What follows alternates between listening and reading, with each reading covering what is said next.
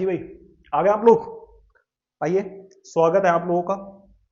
क्या कर रहे हैं हम लोग?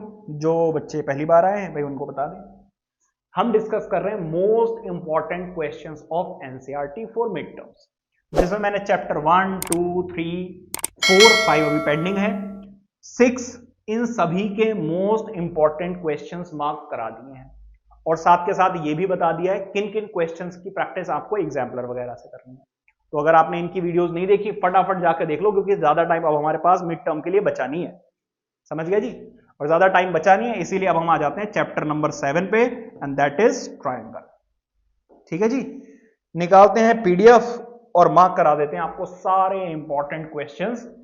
और ये जो क्वेश्चंस मैं मार्क करवा रहा हूं, मैं अपने लास्ट 10 to 12 ईयर्स का जो एक्सपीरियंस है पढ़ाने का, उसके बेसिस पे करा रहा हूं। भाई ऐसा मत सोचना कि वही क्वेश्चंस आएंगे, उनके आने के चांसेस सबसे ज्यादा, उनके आने की प्रोबेबिलिटी सबसे ज्यादा है। तो प्रैक्टिस तो आपको सभी की करनी है, बट वो बच्चे जो एनसीईआरटी अच्छे से कर चुके हैं उनको सिर्फ इंपॉर्टेंट क्वेश्चंस करने की जरूरत है, बाकी प्रैक्टिस वो अपनी एग्जाम्पलर और आरडी शर्मा से करें। उन्हीं के लिए ये वीडियो है भी, जिन्होंने एक बार अच्छे से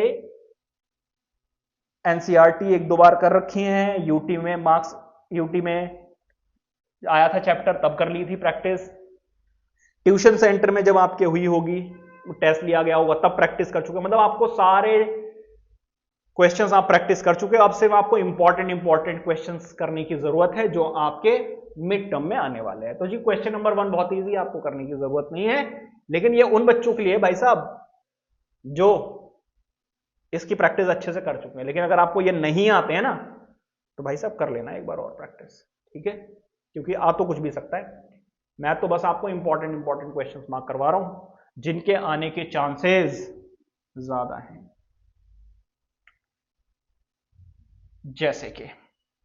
जैसे कि क्वेश्चन नंबर 2, इसके आने के चांसेस बहुत ज्यादा है, प्रोबेबिलिटी बहुत ज्यादा हाई है, क्योंकि यहां पर ओवरलैप कर रहे हैं ट्रायंगल्स। तो आपको पहचानने में थोड़ी सी मुश्किल होती है कि कौन सा क्वेश्चन, मतलब कौन सी साइड ले, कौन सा एंगल ले, इसीलिए वो ये वाला क्वेश्चन दे देते हैं। आने के लिए देखिए कुछ भी आ सकता है, बट इसकी प्रोबेबिलिटी ज्यादा है। सिमिलरली क्वेश्चन नंबर 5 ठीक ठाक है, इंपॉर्टेंट है, वो मोस्ट इंपॉर्टेंट है, ये इंपॉर्टेंट है, ये वाला कई बार देखिए क्योंकि फिगर थोड़ी सी ऐसी है। और अब आ जाइए अपने क्वेश्चन नंबर 6 पे, most important question of this exercise as well as this chapter. क्यों? क्योंकि इसमें बेटा कॉमन एंगल ऐड करना पड़ता है, आसानी से नहीं होता भाई साहब ये। और अगर आपको इस चैप्टर में डाउट है ना, तो मैंने 1 शॉट वीडियो डाली है, और वो 1 शॉट सिर्फ नाम के लिए है। हर एक क्वेश्चन बिल्कुल डिटेल में कराया हुआ है, कॉन्सेप्ट बिल्कुल बारीकी से समझाए हुए हैं। अगर आपको थोड़ी सी भी दिक्कत है तो पहले वो जाकर 1 शॉट वीडियो देखिए और फिर उनकी प्रैक्टिस कीजिए, फिर ये इंपॉर्टेंट क्वेश्चंस की आपको दोबारा से प्रैक्टिस करनी पड़ेगी। तो क्वेश्चन नंबर 6 बहुत ही ज्यादा इंपॉर्टेंट है, क्वेश्चन नंबर 7 बहुत ही ज्यादा इंपॉर्टेंट है, क्वेश्चन नंबर 8 बहुत ज्यादा इंपॉर्टेंट है। ठीक है जी, तो आपको ऊपर के एग्जांपल्स करने की ज्यादा जरूरत नहीं है अगर आपने चैप्टर अच्छे से कर रखा है। क्वेश्चन नंबर 2 की प्रैक्टिस कीजिए अच्छे से, क्वेश्चन नंबर 5 की जरूर कर लेना, 6 और 7 की तो जितनी ज्यादा प्रैक्टिस हो सके कीजिए, और साथ के साथ क्वेश्चन नंबर 9 की, क्योंकि ये थोड़ा लेंथी क्वेश्चन, ये 4 मार्क्स में आ जाता है कई बार। ठीक है, तो 7 और 8 ये करने ही करने हैं। अब आगे बढ़ते हैं।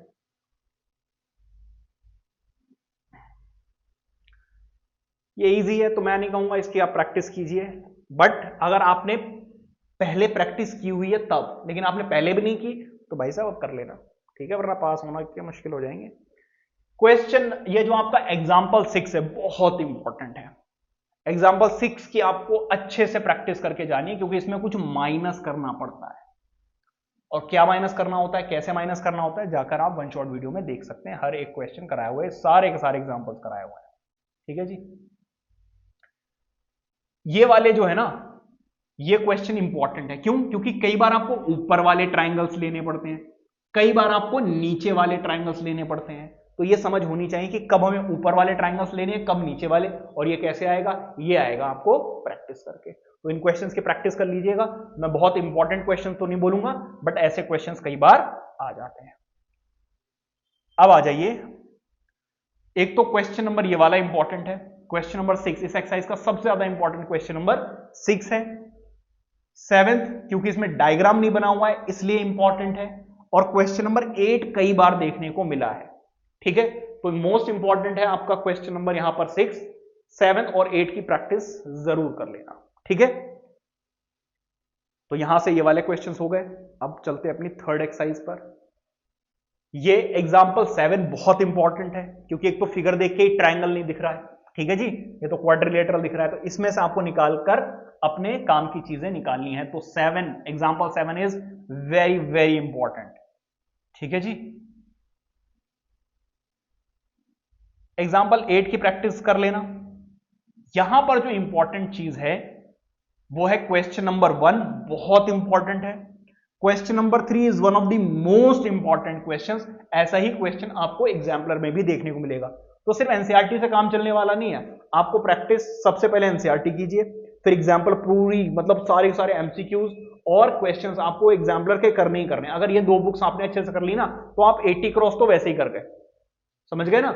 और अगर आप 90 से अबव चाहते तो आपको आरडी शर्मा में जाके आरडी शर्मा के questions, assertion, reason, case study पहले कीजिए, पहले एनसीईआरटी कीजिए, एग्जाम्पलर कीजिए, आरडी शर्मा से जाके असर्शन, रीजन पहले कीजिए और केस स्टडीज, उसके बाद जाइए मोटी वाली जो आरडी शर्मा है वहां से प्रैक्टिस कीजिए। ठीक है, तो यहां पर क्वेश्चन नंबर 1 इंपॉर्टेंट है, क्वेश्चन नंबर 3 बहुत इंपॉर्टेंट है, और क्वेश्चन नंबर 4 देखिए। क्वेश्चन नंबर 4 और 5 इसलिए इंपॉर्टेंट है क्योंकि यहां पर फिगर नहीं दी हुई है। आधे तो बच्चे इसलिए नहीं कर पाते क्योंकि फिगर नहीं होती है, फिगर होती तो वो देख के थोड़ा सा पहचान जाते हैं, हाँ भाई ये लेना ये नहीं ले, लेकिन जब फिगर नहीं दी हुई होती है तो आपको खुद बनाना पड़ता है। ठीक है, इसीलिए क्वेश्चन इंपॉर्टेंट है, मोस्ट इंपॉर्टेंट नहीं, मोस्ट इंपॉर्टेंट आपका क्वेश्चन नंबर 1 एंड 3 है, 4 एंड 5 की जरूर प्रैक्टिस कर लीजिएगा।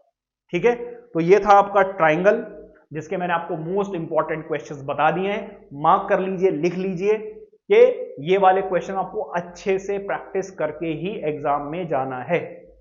बाकी क्वेश्चंस का क्या करना है, बाकी क्वेश्चंस भाई साहब कर लीजिएगा, लेकिन अगर आपने पहले अच्छे से प्रैक्टिस कर रखी है तो आप उनको स्किप कर सकते हैं, क्योंकि अगर आपने टफ वाले क्वेश्चंस किए हैं खुद से तो आप इजी वाले क्वेश्चंस अपने आप कर सकते हैं। ठीक है जी, तो ज्यादा टाइम आपका ना लेते हुए बढ़ते आगे की तरफ। नेक्स्ट वीडियो में मिलते हैं जिसमें मैं आपको बताऊंगा most important questions of Heron's formula. तब तक पढ़ते रहिए, मजे करते रहिए, मिलते हैं नेक्स्ट वीडियो में। Bye bye.